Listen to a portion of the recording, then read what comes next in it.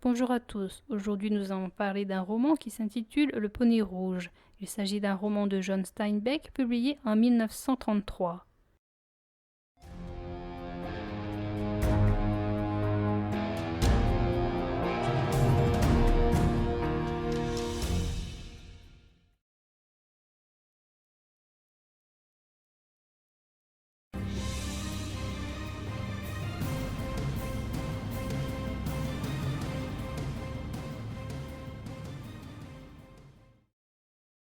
Jody, 10 ans, vit dans une ferme avec sa mère, son père Carl et un employé qui s'appelle Billy.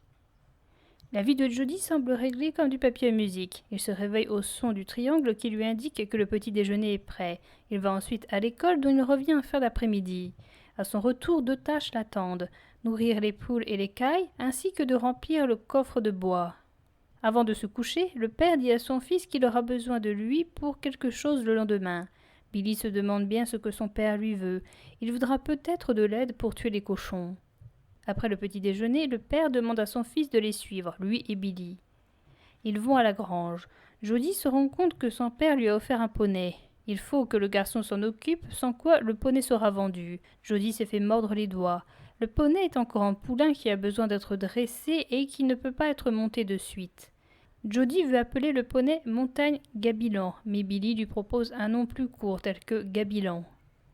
Jody veut emmener son poney à l'école pour que ses copains puissent le voir. Cependant, n'étant pas du tout dressé, le poney ne sait pas marcher au licol. Après l'école, Jody amène ses camarades à la ferme. Les enfants sont ébahis par le poney et par la selle. Grâce à cette détention, Jody monte de plusieurs crans dans leur estime. Une fois les enfants partis, Jody s'occupe du pansage du poney. Il est si absorbé par sa tâche que sa mère vient pour lui dire qu'il a oublié de donner à manger aux poules et aux cailles et qu'il a oublié de ranger le bois. Jody prend l'habitude de se réveiller avant le triangle pour voir son poney. Il rencontre quelquefois Billy qui lui explique des choses sur les chevaux.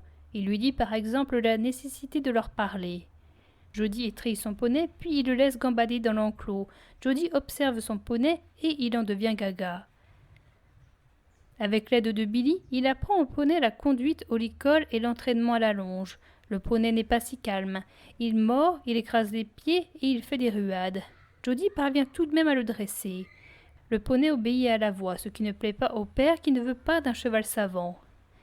Le père recommande à son fils de commencer à mettre la selle sur le poney. S'ensuit un long apprentissage de la selle et de la bride. Le poney devrait être monté à la Thanksgiving. Billy craint que le poney le fasse tomber à terre et qu'il ne puisse plus remonter dessus. Contrairement à ce que voudrait Jody, il pleut. Le garçon fait attention à ce que son poney ne soit pas mouillé. Un jour, il décide de laisser son poney à l'enclos tandis qu'il sera à l'école. Billy pense qu'il ne pleuvra pas aujourd'hui et que de toute façon, un peu de pluie ne fera pas de mal à son poney. Bien que Billy doit travailler sur la colline aujourd'hui, Jody lui demande de rentrer son poney s'il pleut. Dans l'après-midi, la pluie tombe. Jody se dépêche de rentrer de l'école. Il rentre le poney dans la grange, puis il le sèche. Après le dîner, Billy bouchonne le poney et il lui met une couverture. Jody, tracassé pour la santé de son poney, passe une mauvaise nuit. Il se réveille après le triangle. En allant à la grange, il entend son poney tousser. Billy soigne l'animal. Il pense que ce n'est qu'un petit rhume et que le poney va vite s'en remettre. Jody voit bien que son poney est gravement malade. Billy lui dit qu'il s'occupera du poney pendant que Jody sera à l'école. Jody n'arrive pas à se concentrer à l'école. Quand il revient, le cheval est encore plus mal. Billy est persuadé de pouvoir encore sauver le poney. Ils préparent ensemble une inhalation qui met un peu mieux l'animal. Jody veut passer la nuit avec son poney, mais Billy ne le veut pas. C'est lui qui dormira près de l'animal cette nuit. Quand Jody se rend auprès de son poney la nuit, il a l'air d'être mieux. Le lendemain, lorsque Jody se rend à la grange, il se rend compte que son poney va mal. Billy lui fait une incision à sa grosseur. Billy pense qu'après ça, le poney ira mieux. Samedi, Jody reste toute la journée auprès de son poney dont la santé décline. Une nouvelle inhalation n'arrange cette fois-ci pas grand-chose. Jody passe la nuit avec son poney et son état se dégrade encore. Le garçon se réveille en pleine nuit et il remarque que le poney s'est échappé. Il parvient à le rattraper et à le remettre dans la grange. Le lendemain matin, Billy décide de faire un trou dans la trachée de l'animal pour l'aider à respirer. Le poney respire effectivement mieux. Le triangle sonne et Jody doit prendre son petit déjeuner. Le père propose de faire un tour en voiture à son fils, mais l'enfant ne veut pas et Billy prend le parti de l'enfant. Le poney s'allonge. Jody comprend au poil de l'animal qu'il n'y a plus d'espoir. Le garçon veille son poney une nuit de plus. Quand il se réveille, il se rend compte une nouvelle fois que le poney s'est sauvé. Jody suit ses traces. Il retrouve le poney derrière la crête, couché et avec des busards autour de lui. Le poney meurt. Le premier busard commence à se servir, mais il est attrapé par Jody qui le frappe jusqu'à la mort. Son père et Billy viennent. Le père pense que son fils a tué l'oiseau car l'enfant croit que c'est le busard qui a tué son poney. Billy en sait la véritable raison.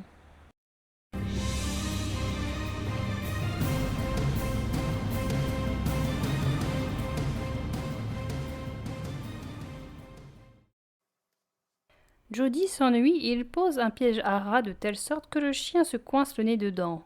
C'est effectivement ce qui arrive. Sa mère le gronde. Jody se trouve alors une autre activité qui consiste à tuer un oiseau avec sa fronde. Pour la première fois, il y parvient. Jody regarde les montagnes. Il semble obsédé par elles. Il a déjà posé des questions pour savoir ce qu'il y avait après les montagnes, dans les montagnes et en haut des montagnes. Il n'a obtenu que des réponses évasives. Jody voit un vieil homme venir vers la maison et il va à lui.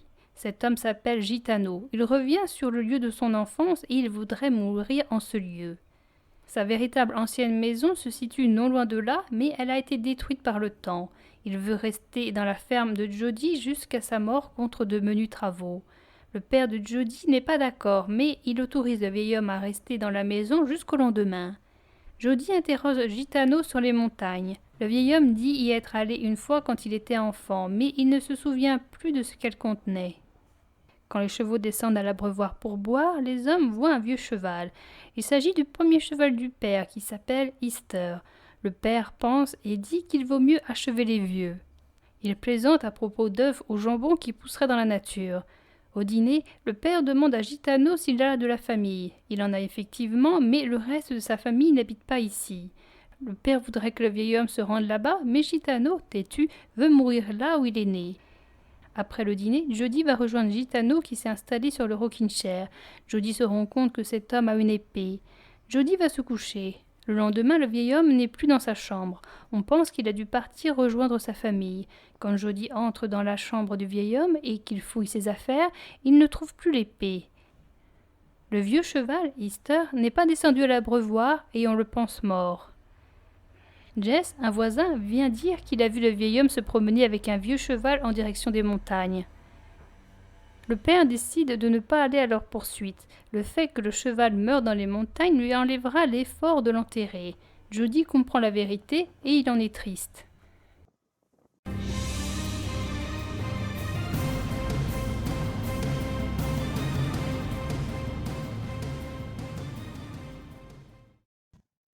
Jody revient de l'école. Il ramasse divers animaux qu'il met dans son seau.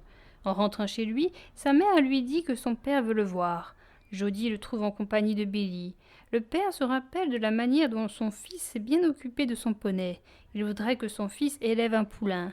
Contre les 5 $ nécessaires pour qu'une de ses juments rencontre l'étalon d'un voisin, Jody doit travailler l'été sans rechigner. Jody commence de suite à travailler plus dur et il arrête ses bêtises. Le père lui passe ses 5 $ et Jody emmène la jument qui s'appelle Nelly chez Jess qui a un étalon. En attendant les 11 mois de grossesse, Jody se plie aux diverses tâches demandées par son père. Jody se pose des questions sur la couleur et le sexe du poulain. Son rêve serait d'avoir un étalon noir, bien que Billy lui dit qu'un étalon représente beaucoup de problèmes. Billy lui parle des accouchements qui se passent mal et où il faut découper le poulain pour que la jument reste en vie. Nelly a peu de chances que ça se produise puisqu'elle a déjà donné naissance à des poulains sans problème. Jody reste tout de même inquiet pour le poulain. Jody imagine son futur avec le poulain. Il rêve d'un avenir radieux avec son cheval qu'il veut prénommer Démon Noir. La mère donne à Jody une pâtée chaude pour la jument. Il faudra qu'il la prépare et qu'il la donne à la jument tous les jours. Quand Jody va la donner à Nelly, il remarque le ventre gonflé de la jument. Jody veut absolument que Billy l'appelle quand le moment sera venu. Les mois passent, la date de l'accouchement est dépassée. Ceci inquiète fortement Jody, si bien qu'il en cauchemarde et qu'il se lève en pleine nuit pour voir la jument. Cette même nuit, il est réveillé par Billy car la jument va accoucher. Le poulain se présente mal. Billy demande à Jody de sortir. Billy tue la jument à l'aide d'un marteau. Il ouvre le ventre de la jument pour en sortir le poulain noir. Il faudra que Jody s'occupe de lui comme l'aurait fait Nelly. Le poney rouge est divisé en 3 histoires. Il y a le cadeau, les grandes montagnes et la promesse. Le personnage principal de ces 3 histoires est Jody, un enfant de 10 ans. Le lieu est toujours le même, il s'agit de la ferme des parents de Jody. Les 3 histoires ont en commun que chacune est une épreuve que doit affronter Jody. Au fur et à mesure, le garçon prend de la maturité. Jody apprend ce qu'est la mort. Il y a des morts dont il est le témoin direct. C'est le cas de la mort du poney et de la jument. Il y a des morts dont il est le témoin indirect. C'est le cas du vieux cheval et de Gitano. Il y a des morts dont il est le coupable. Il s'agit de la mort de l'oiseau et du busard. Il y a des morts qui sont suggérées. C'est le cas de la mort des cochons et des vaches qui sont menées à l'abattoir. Il y a toutes ces morts et il n'y a qu'une seule vie qui est celle du poulain. Par ailleurs, Jody essaie de repousser la mort. Par exemple, il continue de prodiguer des soies au poney alors qu'il sait que c'est peine perdue. Jody ne laisse pas le poney aller dans les montagnes la première fois qu'il se sauve et il ne laisse pas non plus le busard se nourrir de son poney. Billy, lui aussi, est comme cela, puisqu'il s'auto-convainc que l'état du poney n'est pas si catastrophique et que ses soins vont vite guérir l'animal. Bien plus que pour ne pas faire de la peine à Jody, il a l'air d'y croire malgré sa grande science des chevaux. Jody est un petit garçon qui peut ressentir de la compassion et du chagrin pour autrui, comme par exemple pour son poney ou pour Gitano. Il se sent mal quand il assiste à la mort des cochons, mais ce garçon est capable aussi de faire souffrir sciemment autrui. Il décapite ainsi un oiseau. Il y a également quand il jette une motte sur le chien. Il fait également en sorte que ce même chien se prenne une tapette à rat. Jody évolue lui-même dans un environnement très froid. Son emploi du temps paraît toujours être le même. Son père est autoritaire et il est dur avec son fils. Sa mère ne lui donne pas d'affection et elle semble n'être là que pour rester à la maison et préparer de la nourriture. Jody l'appelle même Madame. Les seuls véritables liens qu'il semble nouer sont avec Billy. Ils conversent souvent au sujet du poney ou des chevaux. Billy a de la compassion pour Jody. Il comprend qu'il n'a pas envie de se promener en voiture quand son poney est malade. Il comprend la véritable raison du massacre du busard. Il tient sa promesse de lui donner un poulain même s'il doit tuer pour cela la jument. Jody commençait à pouvoir distinguer des choses. Il regarda dans le box, puis recula vivement. Un tout jeune poney rouge le regardait du box. Ses oreilles étaient tendues en avant et il y avait dans ses yeux une flamme de rébellion. Sa robe était épaisse et rude comme la fourrure d'un herdal, et sa crinière était longue et emmêlée. La gorge de Jody se contracta et sa respiration se fit brève. « Il a besoin d'un bon pansage, dit son père, et si jamais je m'aperçois que tu le nourris pas ou que tu laisses son écurie sale, je le vends à la minute même. » Jody ne put pas supporter de regarder plus longtemps les yeux du poney. Il abaissa son regard sur ses mains pendant un moment et il demanda très timidement « À moi ?» Personne ne lui répondit. Il allongea la main vers le poney. Les naseaux gris s'approchèrent, reniflant bruyamment, puis les lèvres se retirèrent en arrière et les dents robustes se refermèrent sur les doigts de Jody. Le poney secoua la tête de haut en bas et sembla rire amusé. Jody regarda ses doigts meurtris. « Eh bien, dit-il avec fierté, eh bien, pour ce qui est de mordre, il sait mordre. » Les 2 hommes éclatèrent de rire, passablement soulagés. Carl Tiflin sortit de la grange et monta à flanc de colline pour être seul, car il était embarrassé, mais Billy Buck resta. Il était plus facile de parler à Billy Buck. Jody demanda de nouveau « À moi ?»